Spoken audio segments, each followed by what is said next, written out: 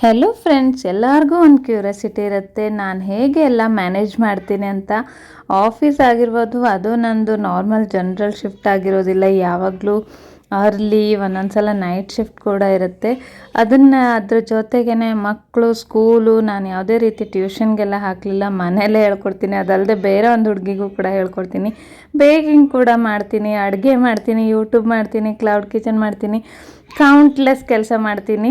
ನನಗೆ ಯಾವುದು ನಾನು ಸ್ಟ್ರೆಸ್ ಅಂತ ಅನಿಸೋದಿಲ್ಲ, ಎಲ್ಲನೂ ಖುಷಿಯಿಂದ ಮಾಡ್ತೀನಿ. ಅದು ಹೇಗಂತ ಎಲ್ಲರಿಗೂ ಕ್ಯೂರಿಯಾಸಿಟಿ ಇರುತ್ತೆ.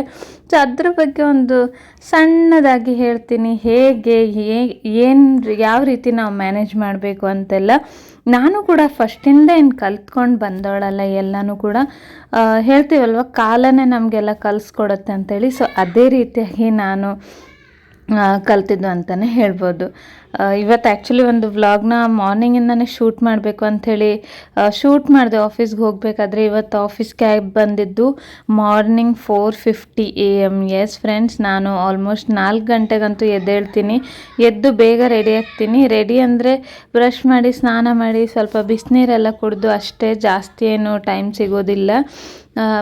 ಬಟ್ ಅಷ್ಟು ಮಾಡ್ತೀನಿ. ಮಕ್ಕಳದ್ದು ಬ್ಯಾಗೆಲ್ಲ ಏನಾದರೂ ಇದ್ದರೆ ಅದನ್ನೆಲ್ಲ ಒಂದು ಸ್ವಲ್ಪ ನೋಡಿಕೊಂಡು ಅದಷ್ಟೇ, ಮತ್ತೇನಿಲ್ಲ. ಅದಾದಮೇಲೆ ನನಗೆ ಆಫೀಸಲ್ಲಿ ಇವತ್ತು ವೀಡಿಯೋ ಮಾಡೋದಕ್ಕಾಗಲಿಲ್ಲ, ಜಾಸ್ತಿ ಕೆಲಸ ಇತ್ತು. ಅಲ್ಲಿ ಆಫೀಸಲ್ಲೇ ನನ್ನ ಚಿಕ್ಕ ಮಗಂದು ಸ್ಕೂಲ್ ಗ್ರೂಪಿಂದ ಮೆಸೇಜ್ ಬರ್ತಾಯಿತ್ತು. ಅಂದರೆ ಅವರೆಲ್ಲ ಒಂದು ಪಿಕ್ನಿಕ್ ಪ್ಲ್ಯಾನ್ ಮಾಡ್ತಾರೆ. ಪಿಕ್ನಿಕ್ ಅಂತ ಹೇಳಿದ್ರೆ ಮಕ್ಕಳದ್ದು ಒಂದು ಗೆಟ್ ಟುಗೆದರ್ ಥರ. ಮಕ್ಕಳೆಲ್ಲ ಹೊಸದಾಗಿ, ಒಬ್ರಿಗೆ ಯಾರೂ ಪರಿಚಯ ಇಲ್ಲ, ಇನ್ನೂ ಮಕ್ಕಳೆಲ್ಲ ಕೆಲವರು ಅಳ್ತಾ ಇರ್ತಾರೆ ಸ್ಕೂಲ್ಗೆ ಹೋಗೋದಕ್ಕೆ. ಸೊ ಅದಕ್ಕೆ ಒಂದು ಪಾರ್ಕಲ್ಲಿ ಮೀಟ್ ಆಗೋಣ, ಮಕ್ಕಳೆಲ್ಲ ಆಟ ಆಡಲಿ ಅಂತ ಹೇಳಿದರು. ನಾನು ಫಸ್ಟ್ ಹೋಗೋದು ಬೇಡ ಅಂದ್ಕೊಂಡೆ, ಯಾಕಂದ್ರೆ ಅವ್ರು ಈವ್ನಿಂಗ್ ಇಟ್ಟಿದ್ರು. ನಾನು ಹೋಗಿ ರೀಚ್ ಆಗೋದು ಈವ್ನಿಂಗ್ ಆಗುತ್ತೆ, ನನಗೆ ಕೂಡ ಸುಸ್ತಾಗುತ್ತೆ. ಬಟ್ ನಾನು ನಂದು ನೋಡ್ಕೊಂಡಿದ್ರೆ, ನಾನು ಇವಾಗ ಸುಸ್ತಾಯ್ತಂತ ಕೂತ್ಕೊಂಡ್ರೆ ಮಕ್ಕಳದ್ದು ಆ ಮೂಮೆಂಟ್ ಮಿಸ್ ಆಗುತ್ತಲ್ವ ಅಂಥೇಳಿ ನಾನು ಓಕೆ ಅಂತ ಹೇಳಿದೆ. ಅದಾದಮೇಲೆ ಮನೆಗೆ ಬಂದು ಬೇಗ ಒಂದು ಸ್ವಲ್ಪ ಟೀ ಬಿಸಿ ಮಾಡಿಕೊಂಡು ಆಮೇಲೆ ದೋಸೆ ಮಾಡ್ಕೊಂಡಿದ್ದೀನಿ. ಇಲ್ಲಿ ಮೆಂತ್ಯ ಸೊಪ್ಪು ತಂದಿಟ್ಟಿದ್ದಾರೆ, ಸೊ ಮೆಂತ್ಯ ಸೊಪ್ಪಿನ ಪಲ್ಯ ಮಾಡೋದಕ್ಕಂಥೇಳಿ ಕೂಡ ರೆಡಿ ಮಾಡ್ಕೊಂಡಿದ್ದೀನಿ. ಬಟ್ ಇವತ್ತಿನ್ನೂ ಡ್ರೆಸ್ ಚೇಂಜ್ ಮಾಡಲಿಲ್ಲ, ಯಾಕಂದರೆ ಪಾರ್ಕಿಗೆ ಹೋಗಬೇಕು ಅಂಥೇಳಿ. ದೋಸೆ ತಿಂದು ಟೀ ಕುಡಿದೆ. ಒಂದು 15 ಮಿನಿಟ್ಸ್ ಟೈಮ್ ಇತ್ತು ನನ್ನ ಹತ್ರ ಮನೆಯಲ್ಲಿ. ಸೊ ಟೀ ಮತ್ತು ಒಂದು ಕ್ರಿಸ್ಪಿಯಾಗಿ ದೋಸೆ, ಸ್ವಲ್ಪ ಸೇಜ್ವಾನ್ ಚಟ್ನಿ ಹಾಕ್ಕೊಂಡು ತಿಂದೆ ಅಷ್ಟೇ. ಅದಾದಮೇಲೆ ಕೂಡಲೇ ಮಗನ ಕರ್ಕೊಂಡು ಹೋದೆ ನಾನು ಪಾರ್ಕಿಗೆ. ಪಾರ್ಕಿಂದು ವಿಡಿಯೋ ಫಸ್ಟೇ ಹಾಕಿದ್ದೆ, ನೋಡ್ಬೋದು. ತುಂಬಾ ಎಂಜಾಯ್ ಮಾಡಿದರು ಮಕ್ಕಳೆಲ್ಲ, ನಿಜವಾಗ್ಲೂ ತುಂಬಾ ಎಂಜಾಯ್ ಮಾಡಿದರು. ಒಂದು 1.5 ಅವರ್ ಇದ್ದೆ. ಬಟ್ ಮಕ್ಕಳು ಸ್ವಲ್ಪ ಒಬ್ಬರು ಇನ್ನೊಬ್ರನ್ನ ರೀಚ್ ಅಂದರೆ ಗೊತ್ತಾಯಿತು ಅವ್ರಿಗೆ ಯಾರ್ಯಾರು ಅಂತೇಳಿ. ಸೊ ಎಂಜಾಯ್ ಕೂಡ ಮಾಡಿದರು. ಹೋಗಿದ್ದಕ್ಕೂ ಕೂಡ ಸಾರ್ಥಕ ಆಯಿತು. ಸ್ವಲ್ಪ ಸುಸ್ತಾದರೂ ಕೂಡ ಹೋಗಿದ್ದಕ್ಕೆ ಖುಷಿ ಆಯಿತು ಅಂತಲೇ ಹೇಳ್ಬೋದು. ಅದಾದಮೇಲೆ ಮನೆಗೆ ಬಂದು ಸ್ವಲ್ಪ ಅಮ್ಮ ಅಡುಗೆ ಮಾಡ್ತಾರೆ. ಬಟ್ ಏನಾದರೂ ಸ್ಪೆಷಲ್ ಏನಾದರೂ ಮಾಡಬೇಕಂತ ಹೇಳಿದರೆ ಇಲ್ಲ, ನನಗೆ ಒಂದೊಂದು ಸಲ ಅದು ಮಾಡಬೇಕು ಇದು ಮಾಡಬೇಕು ಆ ಥರದ್ದೆಲ್ಲ ನಾನು ಮಾಡ್ತೀನಿ. ಸೊ ಇವತ್ತು ನುಗ್ಗೆ ಸೊಪ್ಪಿತ್ತಲ್ವ, ಅದರದ್ದು ಪಲ್ಯ ನಾನೇ ಮಾಡೋಣ ಅಂತೇಳಿ ಮಾಡ್ತಾಯಿದ್ದೀನಿ. ಅಮ್ಮ ಅನ್ನ, ಬೇಳೆ ಸಾರು ಆ ಥರದ್ದೆಲ್ಲ ಮಾಡಿರ್ತಾರೆ. ಇವಾಗ ನುಗ್ಗೆ ಸೊಪ್ಪಿನ ಚಟ್ನಿ ನಾನು ಮೊನ್ನೆ ಒಂದು ವಿಡಿಯೋ ಹಾಕಿದ್ದೆ, ತುಂಬ ಚೆನ್ನಾಗಿತ್ತು. ಅದಾಗಿರ್ಬೋದು, ಮಕ್ಕಳಿಗೆ ಒಂದೊಂದು ನಾನೇ ಮಾಡ್ತೀನಿ. ದಾಲ್ ಖಿಚಡಿ ಅದೆಲ್ಲ ನಾನೇ ಮಾಡ್ತೀನಿ. ಸೊ ಆ ಥರದ್ದಿದ್ದಾಗ ಮನೇಲೆಲ್ಲ ಅದನ್ನು ಕೂಡ ಮಾಡ್ತೀನಿ. ಸೊ ಹೇಗೆ ಮ್ಯಾನೇಜ್ ಮಾಡ್ತೀನಿ ಅಂಥೇಳಿ ಪ್ರತಿಯೊಬ್ಬರಿಗೂ ಒಂದು ಕ್ವಶನ್ ಇದ್ದೇ ಇರುತ್ತೆ. ಎಸ್, ಮ್ಯಾನೇಜ್ ಮಾಡೋದು ಡಿಫಿಕಲ್ಟ್. ಆ್ಯಕ್ಚುಲಿ ಡಿಫಿಕಲ್ಟ್ ಅಂದರೆ ನಾವು ಅಂದ್ಕೊಂಡ್ರೆ ಡಿಫಿಕಲ್ಟ್ ಅಂತ ಅನಿಸುತ್ತೆ. ಇಲ್ಲ ಅಂದರೆ ನಿಜವಾಗ್ಲೂ ನಮ್ಮಲ್ಲಿ ಎಲ್ಲರಲ್ಲೂ ಒಂದು ಕೆಪಬಿಲಿಟಿ ಇದೆ ಅಂತ ಹೇಳಿದ್ರೆ, ಇವಾಗ ಚಿಕ್ಕ ಮಕ್ಕಳಿಗೆ ನೀವು 10 ಲ್ಯಾಂಗ್ವೇಜ್ ಕಲಿಸಿದ್ರು ಕೂಡ ಈಸಿಯಾಗಿ ಕಲ್ತ್ಕೊಂಡು ಬಿಡ್ತಾರೆ. ಅಂದರೆ ಅವ್ರ ಮೈಂಡಲ್ಲಿ ಯಾವುದೇ ಇದು ನನಗೆ ಆಗಲ್ಲ, ಇದು ಗೊತ್ತಿಲ್ಲ ಅಂತ ಅನ್ನೋದು ಅವ್ರ ಮೈಂಡ್ಗೆ ಅದು ಗೊತ್ತೇ ಇರೋದಿಲ್ಲ. ನಮ್ಗೆ ಗೊತ್ತಿಲ್ಲ, ನಮ್ಗೆ ಬರಲ್ಲ ಅಂತೇಳಿ. ನೀವು ಚೈನೀಸಲ್ಲಿ ಮಾತಾಡಿದ್ರು ಅದು ಅರ್ಥ ಆಗಿರೋ ಥರನೇ, ಅಂದರೆ ಎಕ್ಸ್ಪ್ರೆಷನ್ ನೋಡಿ ಅರ್ಥ ಆಗಿ ಆಮೇಲೆ ಕಲ್ತ್ಕೊಳ್ಳುತ್ತೆ. ಜಪಾನೀಸಲ್ಲಿ ಮಾತಾಡಿದ್ರು ಕಲ್ತ್ಕೊಳ್ಳುತ್ತೆ.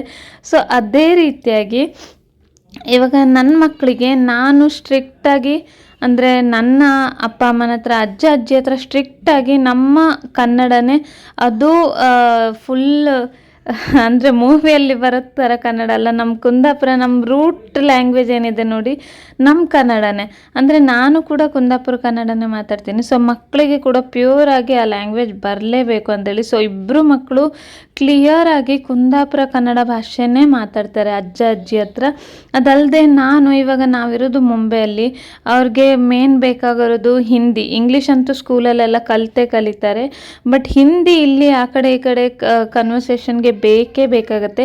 ಸೊ ನಾನು ಹಿಂದಿನ ಸ್ಟಾರ್ಟ್ ಮಾಡಿದ್ದು ನಾನು ಮಕ್ಕಳ ಜೊತೆ ನಾನು ಮತ್ತು ಅಜ್ಜಿ ಅಕ್ಕಪಕ್ಕದಲ್ಲಿ ಕೂತ್ಕೊಂಡಿದ್ರೆ ನನ್ನ ಹತ್ರ ಹಿಂದಿಯಲ್ಲೇ ಎಕ್ಸ್ಪ್ಲೇನ್ ಮಾಡ್ತಾರೆ, ಅಜ್ಜಿ ಹತ್ರ ಕನ್ನಡದಲ್ಲೇ ಎಕ್ಸ್ಪ್ಲೇನ್ ಮಾಡ್ತಾರೆ. ಅವ್ರಿಗೆ ಗೊತ್ತು ನಾನು ಅಪ್ಪ ಅಮ್ಮ ಎಲ್ಲ ಕನ್ನಡದಲ್ಲೇ ಮಾತಾಡ್ತೀವಿ, ಬಟ್ ಅವ್ರಿಗೆ ಅಭ್ಯಾಸ ಆಗಿದೆ ಅಮ್ಮ ಅಂತ ಹೇಳಿದ್ರೆ ಹಿಂದಿ ಮಾತಾಡಬೇಕು, ಅಜ್ಜ ಅಜ್ಜಿ ಅಂತ ಹೇಳಿದ್ರೆ ಕನ್ನಡ ಮಾತಾಡಬೇಕು, ಅಪ್ಪ ಅಂತ ಹೇಳಿದ್ರೆ ತುಳು ಮಾತಾಡಬೇಕು ಅಂತೇಳಿ. ಎಸ್, ನನ್ನ ಹಸ್ಬೆಂಡು ಉಡುಪಿಯವರು, ಅವರು ತುಳು ಮಾತಾಡ್ತಾರೆ. ಸೊ ಅವ್ರಿಗೆ ಕೂಡ ಹೇಳ್ತೀನಿ, ಅವ್ರು ಮಾತಾಡೋದೇ ತುಂಬ ಕಡಿಮೆ, ದಿನದಲ್ಲಿ ಹಾರ್ಡ್ಲಿ 2 ವರ್ಡ್ ಮಾತಾಡ್ತಾರೆ. ಸೊ ಅವ್ರಿಗೆ ಕೂಡ ಹೇಳ್ತೀನಿ ಆದಷ್ಟು ತುಳು ಮಾತಾಡಿ, ಮಕ್ಕಳು ಕೇಳಿ ಕಲಿತಾರೆ ಅಂತೇಳಿ. ಅವ್ರು ಮಾತಾಡೋದು ಕಡಿಮೆ, ಅದಕ್ಕೆ ಆಪ್ಷನ್ ಇಲ್ಲ, ಅದು ಸ್ವಲ್ಪ ಕಡಿಮೆನೇ ಮಾತಾಡ್ತಾರೆ. ಬಟ್ ಕನ್ನಡ, ಹಿಂದಿ, ಇಂಗ್ಲೀಷ್ ಎಲ್ಲ ಪರ್ಫೆಕ್ಟಾಗಿ ಬರುತ್ತೆ. ಸೊ ಅದೇ ರೀತಿ ನಾವು ಕೂಡ, ನಮ್ಮಲ್ಲಿ ಆ್ಯಕ್ಚುಲಿ ಎಲ್ಲ ಟ್ಯಾಲೆಂಟ್ ಇರುತ್ತೆ. ನಾವು ಅಂದ್ಕೊಳ್ತೀವಿ ನಮಗಾಗಲ್ವೇನೋ ಅಂಥೇಳಿ. ನಾನು ಆ್ಯಕ್ಚುಲಿ ಬೇಕಿಂಗ್ ಕಲಿಯೋದಕ್ಕೆ ಹೋದಾಗ ನಾನು ಹೋಗಿದ್ದು ಸುಮ್ಮನೆ ಟೈಮ್ ಪಾಸ್ಗೆ ಅಂಥೇಳಿ.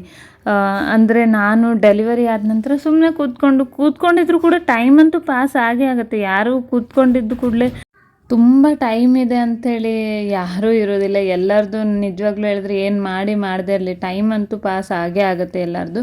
ಅದೇ ಟೈಮನ್ನು ನಾವು ಹೇಗೆ ಯೂಸ್ ಮಾಡ್ಕೊಳ್ಳೋದು ಅಂಥೇಳಿ ನಮ್ಮ ಮೇಲೆ ಡಿಪೆಂಡ್ ಆಗಿರುತ್ತೆ. ನಾನಿವಾಗ ಮೆಟರ್ನಿಟಿ ಲೀವ್ ಆದ ನಂತರ ನಿಜವಾಗ್ಲೂ ನನಗೆ ಏನೂ ಕೆಲಸ ಇರಲಿಲ್ಲ, ಬಟ್ ಮಗುನ ನೋಡ್ಕೊಳ್ಳೋದು, ಮನೆ ಕೆಲಸ, ನನಗೆ ಗೊತ್ತಿಲ್ಲ, ನನಗೆ ರೆಸ್ಟ್ ಮಾಡೋದು, ಕೂತ್ಕೊಳ್ಳೋದೆಲ್ಲ ಅಷ್ಟು ಅಭ್ಯಾಸನೇ ಇಲ್ಲ, ನನಗೆ ಇಷ್ಟನೂ ಆಗಲ್ಲ, ಅಭ್ಯಾಸನೂ ಇಲ್ಲ. ಸೊ ನಾನು ಅಂದ್ಕೊಂಡೆ, ಎಲ್ಲೋ ಒಂದು ಮೊಬೈಲಲ್ಲಿ ಆ್ಯಡ್ ನೋಡಿದೆ ಬೇಕಿಂಗ್ ಕ್ಲಾಸ್ ಅಂತ. ಸೊ ನನ್ನ ಮೈಂಡಲ್ಲಿ ಏನಿತ್ತು, ಏನೋ ಫೀಸ್ ಕೂಡ ಕಡಿಮೆನೇ ಇತ್ತು ಆ ಟೈಮಲ್ಲಿ. ಇವಾಗ ಫೀಸ್ ಕೂಡ ಅವ್ರು ಹೆಚ್ಚು ಮಾಡಿದ್ದಾರೆ ತುಂಬಾ. ಆ ಟೈಮಲ್ಲಿ ಮೇ ಬಿ ಅವ್ರು ಬಿಗ್ನರ್ಸ್ ಅನಿಸುತ್ತೆ, ಫೀಸ್ ಕೂಡ ಕಡಿಮೆ ಇತ್ತು. ಸೊ ನಾನು ಪ್ಲ್ಯಾನ್ ಆಗದೆ, ಇಷ್ಟು ಫೀಸಲ್ಲಿ ಹೋದರೆ ಅಟ್ಲೀಸ್ಟ್ ನಮ್ಮ ಮನೇಲಿ ವರ್ಷಗಟ್ಟಲೆ ನಾವು ಹೊರಗಡೆಯಿಂದ ಎಷ್ಟೊಂದು ಕೇಕ್ ತರ್ತೀವಿ, ಆ್ಯನಿವರ್ಸರಿ, ಆ ಬರ್ಡೇ ಈ ಬರ್ಡೇ ಅದು ಇದೆಲ್ಲ ಅಂತೇಳಿ, ಅದು ಸೇವ್ ಆಗುತ್ತೆ ಅಂತೇಳಿ ಹೋದೆ ಅಷ್ಟೇ. ಬಟ್ ಅದಲ್ಲದೆ ನಾನು ಇದುವರೆಗೂ ತುಂಬಾ ಆರ್ಡರ್ಸ್ ತೊಗೊಂಡಿದ್ದೀನಿ. ನಿಜವಾಗ್ಲೂ ಅಂದರೆ ತುಂಬಾ ಆರ್ಡರ್ಸ್ ತೊಗೊಂಡು ತುಂಬ ಕೇಕ್ ಮಾಡಿದ್ದೀನಿ. ನಾನು ಸ್ಟೇಟಸಲ್ಲೆಲ್ಲ ನೋಡ್ಬೋದು, ಅಂದರೆ ಶಾರ್ಟ್ಸಲ್ಲೆಲ್ಲ ನಾನು ತುಂಬ ಕೇಕ್ ಹಾಕಿದ್ದೀನಿ. ಇನ್ನೂ ಯೂಟ್ಯೂಬಲ್ಲಿ ಹಾಕದೇ ಇರೋ ಕೇಕ್ ಕೂಡ 100 ಕೇಕ್ ಇರ್ಬೋದು, ಅಷ್ಟೊಂದು ಕೇಕ್ ಹಾಕಲಿಲ್ಲ. ಅಷ್ಟೊಂದು ನಾನು ಕೇಕ್ ಮಾಡಿದ್ದೀನಿ, ಮನೆಯಲ್ಲಾಗಿರ್ಬೋದು, ಹೊರಗಡೆ ಆಗಿರ್ಬೋದು, ಯಾರ್ದು ಏನಿದ್ರು ನಾನು ಕೇಕ್ ಮಾಡ್ತೀನಿ. ಎಲ್ಲರೂ ತುಂಬ ಖುಷಿಪಟ್ಟು ತಿಂತಾರೆ.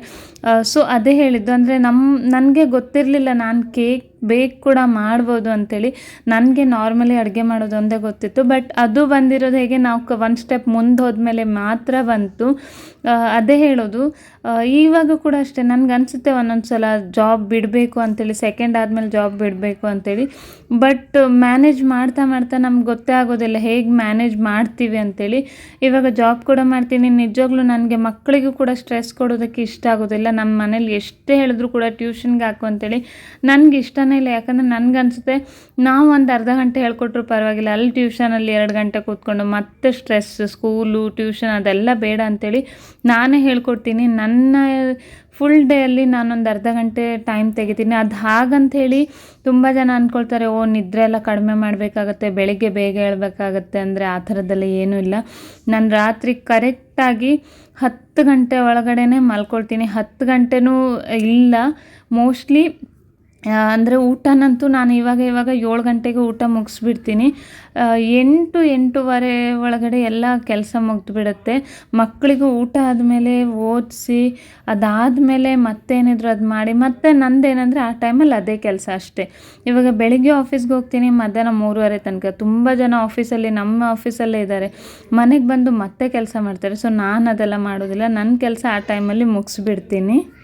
ಮೇ ಬಿ ಈ ಹ್ಯಾಬಿಟೇ ಅನಿಸುತ್ತೆ ನನಗೆ ಎಲ್ಲ ಮ್ಯಾನೇಜ್ ಮಾಡೋದಕ್ಕೆ ಆಗ್ತಾಯಿದೆ. ಯಾಕಂದರೆ ಇವಾಗ ನಾನು ಬೆಳಗ್ಗೆ ಆಫೀಸ್ಗೆ ಹೋಗಿ ಬಂದರೆ ನನ್ನ ಕೆಲಸ ನಾನು ಮುಗಿಸ್ತೀನಿ. ಬೇಗ ಬಂದು ನಾನು ಕೂಡ ಮೊಬೈಲ್ ನೋಡ್ತೀನಿ. ಬಟ್ ನಾನು ಆ ಟೈಮಿಂಗ್ ನೋಡ್ತೀನಿ. ಇವಾಗ ಕ್ಯಾಬಲ್ಲಿ ಟೈಮ್ ಇರುತ್ತೆ, ಆ ಟೈಮಲ್ಲಿ ಮೊಬೈಲ್ ನೋಡ್ತೀನಿ. ಮೊಬೈಲ್ ನೋಡಿದರೂ ಕೂಡ ಅದರಲ್ಲಿ ಏನು ನಾಲೆಜ್ ಸಿಗುತ್ತೆ ಅಂತ ಅದನ್ನು ಮೋಸ್ಟ್ಲಿ ವ್ಯೂ ಮಾಡ್ತೀನಿ. ಅದಲ್ಲದೆ ಬರಬೇಕಾದ್ರೆ ಇವಾಗ ಅಂದರೆ ಎಲ್ಲಿ ಟೈಮ್ ಸೇವ್ ಆಗುತ್ತೆ ಅಂಥೇಳಿ ನಾನು ತುಂಬ ನೋಟ್ ಮಾಡ್ಕೊಳ್ತೀನಿ. ಅದಲ್ಲದೆ ಅದಾದಮೇಲೆ ಇವಾಗ ಮಕ್ಕಳನ್ನ ಓದಿಸೋ ಟೈಮಲ್ಲಿ ಓದಿಸ್ತೀನಿ ನಾನು. ಅಡುಗೆ ಮಾಡೋ ಟೈಮಲ್ಲಿ ಅಡುಗೆ ಮಾಡ್ತೀನಿ. ಅಡುಗೆ ಮಾಡೋ ಟೈಮಲ್ಲಿ ಅಲ್ಲಿ ಮಕ್ಕಳನ್ನ ಓದಿಸೋದು ಅಂದರೆ ನಾನು ಯಾವುದು ಮಿಕ್ಸ್ ಮಾಡ್ಕೊಳ್ಳೋದಿಲ್ಲ. ಅಂದರೆ ನಾನು ಇದರಲ್ಲಿ ಕೂಡ ಫೋಕಸ್ ಮಾಡೋದಕ್ಕಾಗೋದಿಲ್ಲ, ಅದರಲ್ಲಿ ಕೂಡ ಆಗೋದಿಲ್ಲ. ಸೊ ಆ ಥರ ಮಾಡೋದಿಲ್ಲ. ಮಕ್ಕಳನ್ನ ಓದಿಸೋ ಟೈಮಲ್ಲಿ ಓದಿಸ್ತೀನಿ.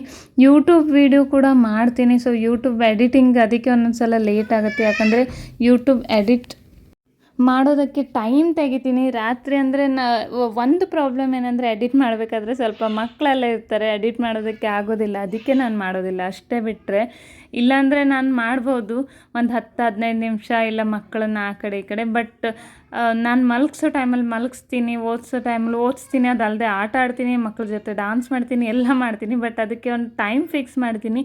ಅದಕ್ಕೆ ನನಗೆ ಈಸಿಯಾಗಿ ಆಗುತ್ತೆ. ಸೊ ಇದು ಒಂದು ಚಿಕ್ಕ ಟಿಪ್ಸ್ ಆಗಿತ್ತು. ಐ ಹೋಪ್ ನಿಮಗೆ ಇಷ್ಟ ಆಗಿದೆ.